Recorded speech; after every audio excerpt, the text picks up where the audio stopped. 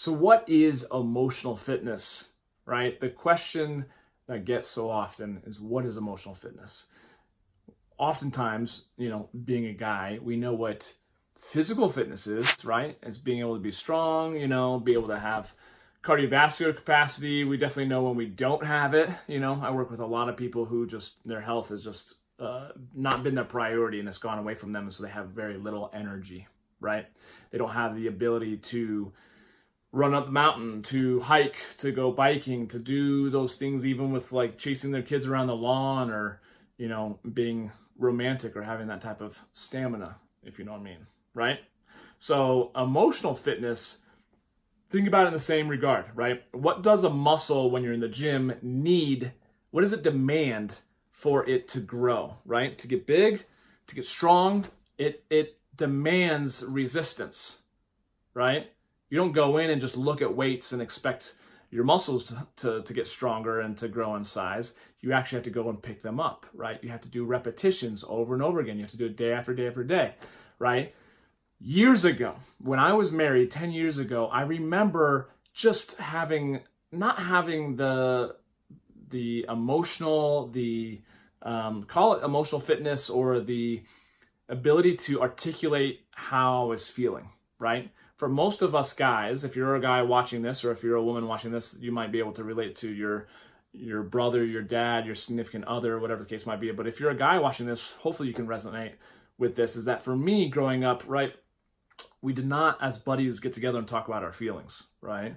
On the pitch, I played so many sports. It was always, don't let your opponent see that they've gotten into your head, right? Don't let them see an emotion, because emotion equals weakness. Emotion equals a crack in the dam, right? I was always working as a defender in soccer all the way through college to like break the mind of the strikers, the forwards that were working to score goals, and to break them down emotionally, because that was like my way of winning, so to speak. Now, in truth though, in life, that is when you're on the same playing field or on the same team with your significant other, your spouse, your coworkers, a lot of times, let's say stereotypically, women are just typically stronger at articulating how they feel, right? If you look statistically at it, women will use like upwards of 6,000 words a day, where us guys will use like 1,500 or 2,000 total words is what we will actually speak throughout the day, right? So women are speaking 3 times as much, if not more. And you probably relate to this if you have a woman in your life, right? So for me, going back to my marriage, like she would ask me questions and I'd have no words. I just would be like, I don't know, everything's good. Everything's fine, right? A great, what's the word? I forget what I'm trying to say. See, there you go. There's a great example. I forget. Anyways, think about it as, a word for every single letter of the word fine, right? I'm forgetting the word that I'm thinking of. F-I-N-E. Feelings internalized, never expressed is usually how it feels when someone's fine. They have all these feelings inside that they're not expressing, right? When someone says, oh, I'm fine, you kind of really know that things are not fine. They just don't want to talk about it. So anyways, that's how I felt all the time. And so anyways, I realized, just similar to working out in the gym, it just had to be day after day, week after week, month after month, year after year of reading books, being around personal development, going to Tony Robbins events, going through personal development courses all over the world, having coaches. That was what drawing on me to be able to use my words more, right? But a great example of how this breaks down in us guys, at least for me, I was on a date last night. It all went great. We had dinner, we had drinks, tacos, we went to a concert, which was so much fun. I'm driving her home, and she starts teasing me. She and I have some good energy in terms of teasing back and forth. She starts teasing me that I was driving like a grandma. So I was kind of like, fuck you. All right, I'll show you again drive. I was attempting to be like a good driver, and not being too aggressive. I was like, all right. So then I started driving normally. Well, then I was driving her normally, and then she's like, I'm going to get car sick. You're either driving like a grandma or you're going to drive and make me car sick. I was like, fuck you. And so I found it just triggered me. I was like, I cannot win at this point. It's a lose-lose. So what did I do? I just shut down. It would make sense that I would speak up and say, hey, you know what? That just triggered me. I'm a little frustrated. Like, yeah, but honestly, in the moment, like, especially as a guy, like, I just shut down. So the last like 15 minutes of driving her home was in a lot of silence, which was not a great way to finish the date. I'll tell you that much. And I just dropped her off and said goodbye. And I was just driving home kind of like, I'm over it. That was stupid. You know, it was a second date. I was like, but I couldn't put my finger on what it was that got me, right? And I think that happens a lot for guys. I'll just speak for myself, right? Something will trigger me, but I don't know what it is. I can't put my finger on it, but it'll piss me off and I'll shut down. Well, I fell asleep. I woke up and the clarity came. You know, it was that whole driving comment. I didn't know it at the time, but that's what pissed me off. And I felt like after I picked her up, I paid for dinner, I did the concert with her, I drove her home, like I provided all those things, then she was teasing me. Granted, that was not her intention whatsoever, right? Her intention was not malicious. It just was that she probably gets car sick easily, and she was bringing it up kind of in a joking yet serious way. And for me, I was kind of like, I'm working to take care of you, and yet you are kind of ripping me a new one. This is pissing me off, right? So what did I do? I did a voice memo to her, and I just said, like, I don't even know this girl that well, right? That was a second date. But she is very direct, which I appreciate, and so am I. So I was like, listen, because I don't want to type things out, and I could call her, but, you know, this is kind of like a good middle ground, right? So I do a voice memo, and I'm like, listen, that triggered me. I need to apologize and own up that I was weird. I was just like, and it's not a big deal, and yet I got to acknowledge that in the moment it was a big deal, right? And it kind of like set things off or finished things off on a weird note. And I said, you know what? This is how I felt. I know it's kind of ridiculous, although I just want you to be aware of it. And I'm committed to being more honest, more easygoing, you know, letting things roll off my back more, you know, but I just want to be in communication. I wanted to use my words, and that was hard for me to do somewhat. It certainly would have been massively hard for me to do 10 years ago when I didn't even have those words, or to be that vulnerable, right, as a man, and to acknowledge and to say, you know what, I'm sorry. It'd be easy to blame her for it. You know what, like that's my own shit, right? So you got to take responsibility for your own stuff.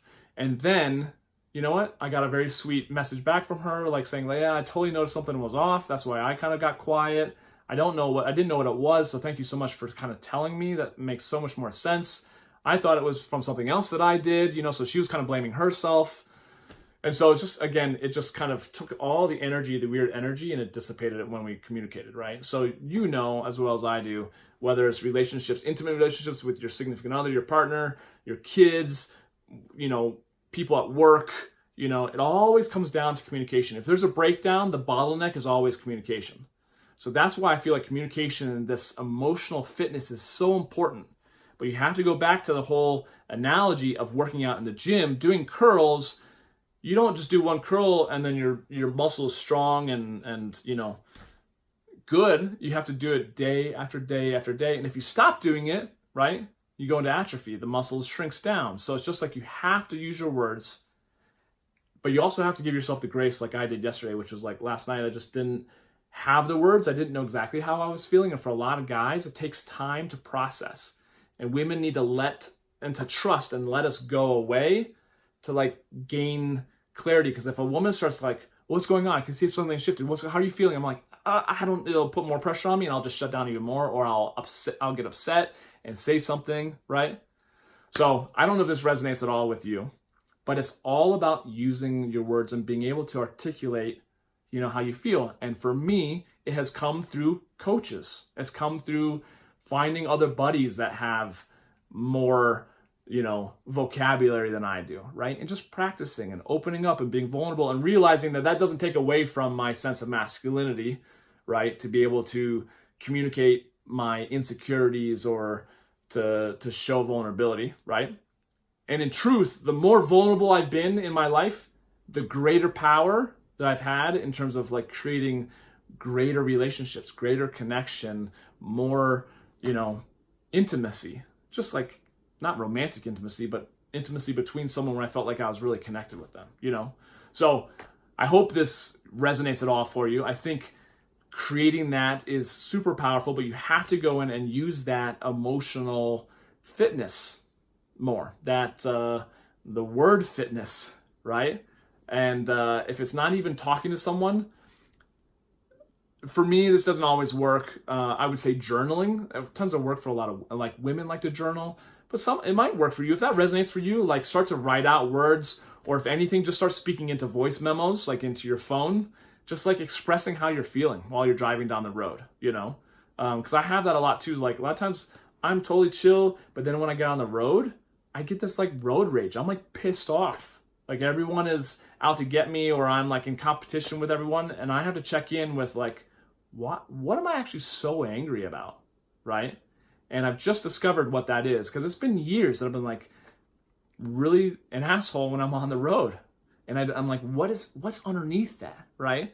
So the first step is starting to just ask the question is like, okay, what's really going on there, right? And then it might not be your significant other that you want to talk to these things about, because they might know you so well and yet also miss some of the glaringly obvious things, right?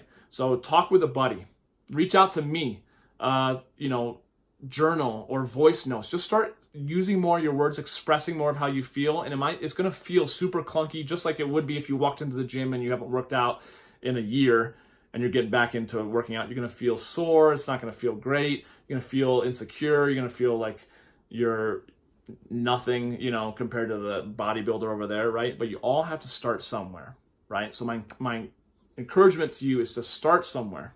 If you want to have conversations with me, reach out to me, directly, johnny@johnnyking.com. You can reach out to me on social media, Facebook, right here on YouTube. Put some comments underneath this video. Subscribe to my channel. I would love this conversation. Let me know what other things are coming up so we can talk about it, because I think for us men, it's not as easy as it is for women. And a lot of times women expect us to be hairy versions of themselves, right? We're just hairy women.